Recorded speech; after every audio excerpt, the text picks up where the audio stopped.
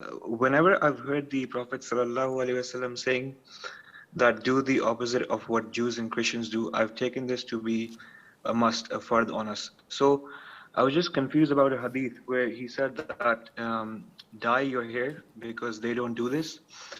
So I'm not sure what does this actually mean. Do we like make our hairs red, blue, or what does this actually mean? Okay. Jazakallah khair. Wajazak. First of all, the instruction to go against the Jews and the Christians and the idol worshippers, usually this is an order. And in Islam, in Usul al-Fiqh, the order verb is an indication of obligation unless there is another evidence that reduces it to recommendation. So, an example. The Prophet says, alayhi salatu wasalam, I used to forbid you from visiting graveyards. Now, visit them because it reminds you of the hereafter. The verb visit them is an order. So by default, any order is an obligation. But the scholars of Usul say, well, actually, this is true unless there is evidence to reduce it into a recommendation. What is the evidence?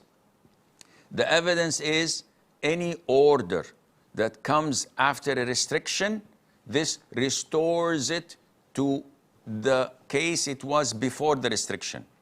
So before prohibiting us from visiting the graveyards, what was the scenario? Everybody used to go to graveyards if they wanted. This is not obligatory. This is not prohibited. It's permissible. So after the prohibition was uplifted by the order, it takes the same ruling before the prohibition, which is permissibility. Another case, Allah says in the Quran, فَإِذَا حَلَلْتُمْ فَاصْطَادُوا. Once you're out of the state of ihram, you may hunt. Fastadu is an instruction, a verb, go and hunt.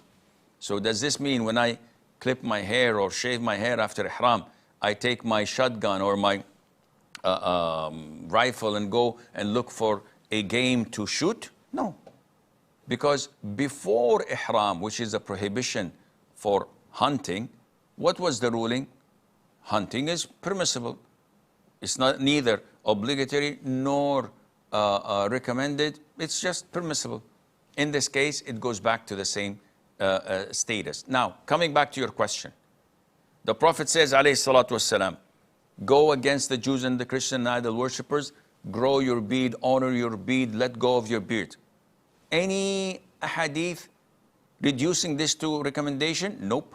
Then it's a must, it's mandatory.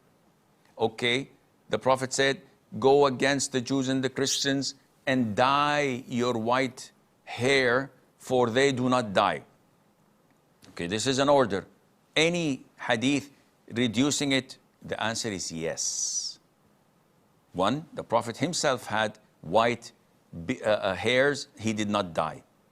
Two, the Prophet himself said that do not pluck the white hairs you have on your face or on your hair, because they will come as light on the day of judgment, and many others. So these hadith show us that having a white beard or white hair is okay. The recommendation is that you dye it. How to dye it? You can dye it with any color that is suitable and that does not make you stand in a crowd. Nobody says, okay, what about green or pink? No, this is a little bit a new wave type of colors. The norm is to dye it with brown or with hinna, as it is the recommendation in so many things in the sunnah. So hinna is quite reddish, sort of, or orange color. So if you mix it with al-katm, it becomes dark brown, but the prohibition is from dyeing your hair with black, and this is totally prohibited, and Allah Azza wa Jal knows best.